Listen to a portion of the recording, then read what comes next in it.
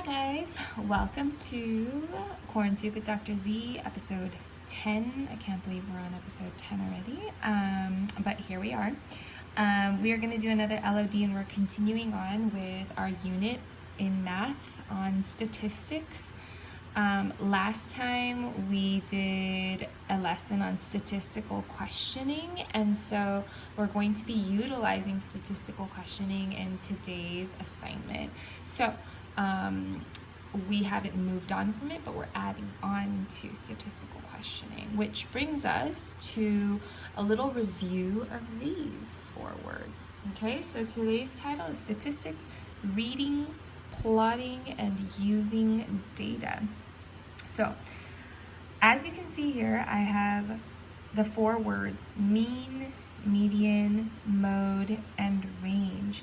Now notice I don't have a lot of space right here to show you exactly how to do each one, and I'm not going to show you exactly how to do each one. I am going to talk you through it, but I expect you all to remember once I give you this refresher on how to obtain these values once I've given you the review. If you don't know, then you could look for a refresher on Khan Academy or online or go back to your notes.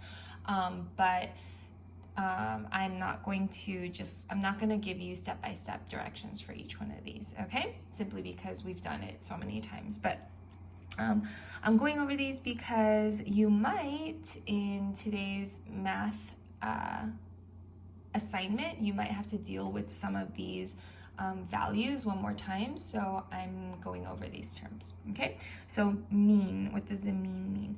The mean is another word for average amount according to a given set of numbers. Today we are going to pretend like these 10 values represent students and how many pairs of shoes they own. Okay, so again, each one of these values represents a student and the pairs of shoes they own. So for example, this first student, they own 2 pairs of shoes. The second student 14, the third 4 pairs, and so on and so forth. Okay, so the first one is finding the average number of pairs of shoes that this group of students have, and there are 10. Okay, what you do here is you're going to add up the values, then divide the sum by the number of values you see here. Okay, so once again, you're going to add up all of these values, then divide by the number of values you see. That's mean. Median, when we think about the word median, we want to think about the word middle. What is the middle value of this given set? So the first thing you're going to do is you're going to put these numbers in order from least to greatest, and then you are literally going to pluck out the middle number. Now, if it is an even number in the set, which in this case it is because it is 10, you are going to take the 2 middle numbers, add them, and divide the sum by 2, and that will give you the true median. Third, mode. When we think about the word mode, we're going to think about what occurs, which value occurs the most. So mode, most, mode, most. So you're going to look at which one occurs the most. Here, super easy peasy, you can see that the mode is 2 pairs, 2 pairs, 2 pairs. There's no other number, no other value that repeats itself more than the number 2. So 2 would be the mode. Finally, the range. The range is going to be calculated by, again, arranging each one of these values in this set in order from least to greatest, and then you are going to subtract the greatest amount, the smallest amount from the greatest amount. Let me say that again since I fumbled a little bit. You are going to subtract the smallest amount from the greatest amount, and that will give you the range. Okay? All right, moving on from this, we're going to be going on to dot plotting. I'm going to make sure you can still see these numbers because we're going to be using these. So here, just like what you see in like a typical number line, I have drawn a line here and I have numbered it, skip counting by 2s from 2 to 18. I'm keeping it a consistent count, right? Obviously here I'm counting by 2s. Then what we're going to do is when you're creating a dot plot, you are going to look at the given numbers in the set and you're going to start plotting it using dots on this little number line. So here we're going to start. We're going to get the 2 and I'm going to put a little dot right here. Okay. Then we're going to get the number 14, put another little dot. That's why it's called dot plotting. Then we're going to go to number 4, then back to 2. So since we have another 2, you're just going to dot right on top. Make sure that there is some space in between so you can see that it is 2 separate dots, not just one long glob. Then we're going to go to 8, then 10, back to 2. And notice I'm trying to keep the dots consistent in size and shape. And then we're going to go to 12, and then 6, and then one more dot for 4.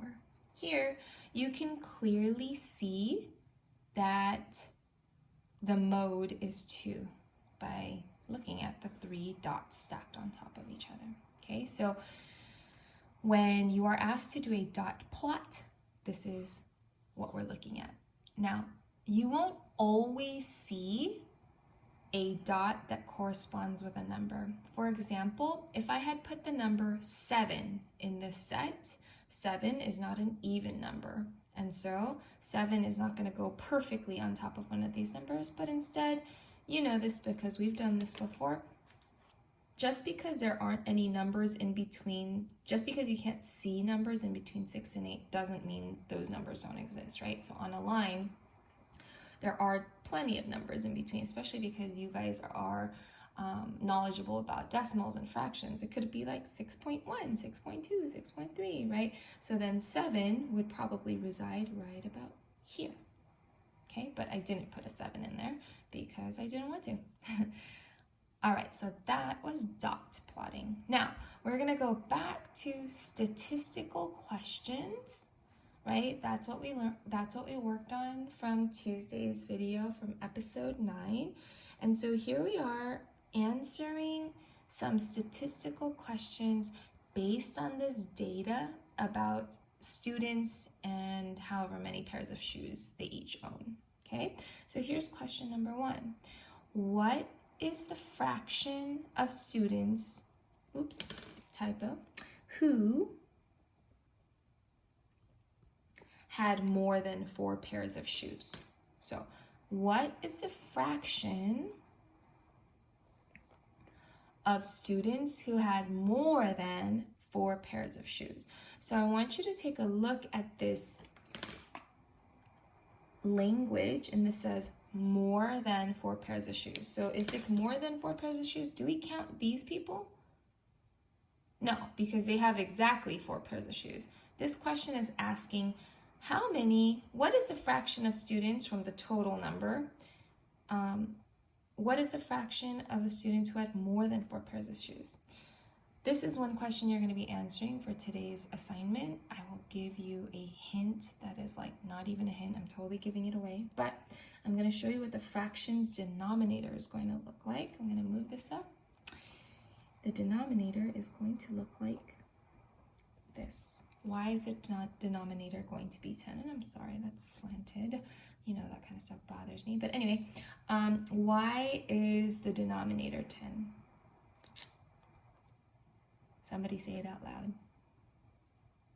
Exactly, because there are 10 students total in the set, right? So you can use the dot plot that we made to answer this statistical question. What is a fraction of students who had more than 4 pairs of shoes?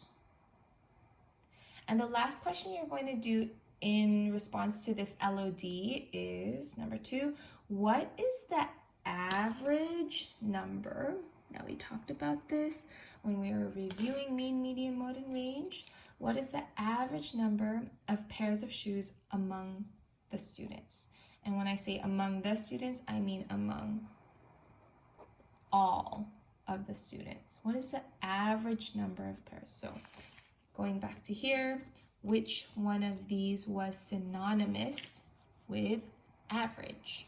I think you guys know that because I've talked about it so many times. I'm not going to give you a hint this time because I think it is self-explanatory, and if it's not, you're gonna have to go back and look into some of our older work and you'll be able to figure it out in no time.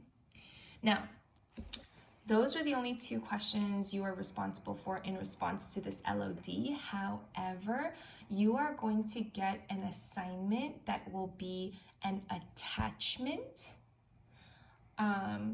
in Schoology that is going to last for today, Thursday, and Friday's math work. Okay, and that math work is going to be from something called Eureka Math, and it's lesson 2, and it's called Displaying a Data Distribution, and you're going to be doing something similar but a lot more comprehensive as something that we did here with a set of numbers, answering statistical questions based on those numbers. Okay, there are 10 totals. There are 10 questions total, and you can split it up and say Thursday I'm going to do 5, Friday I'm going to do 5. Okay, if you do all 10 for Thursday, that's totally fine. Give me all 10 answers. On Friday, I want you to copy and paste all 10 answers once again on Friday's assignment, because I'm going to give you this assignment 2 days in a row. Okay? All right. As always, after I post this on Schoology, comment below and ask questions, and I'll get back to you as soon as I see those questions. So today's topic was reading, plotting, and using data to answer statistical questions, and I hope this is going to be helpful for your 2-day-long assignment. All right, I will talk to you guys soon. It is almost Friday. We've almost made it to the end of another week. I miss you all. I'll talk to you soon.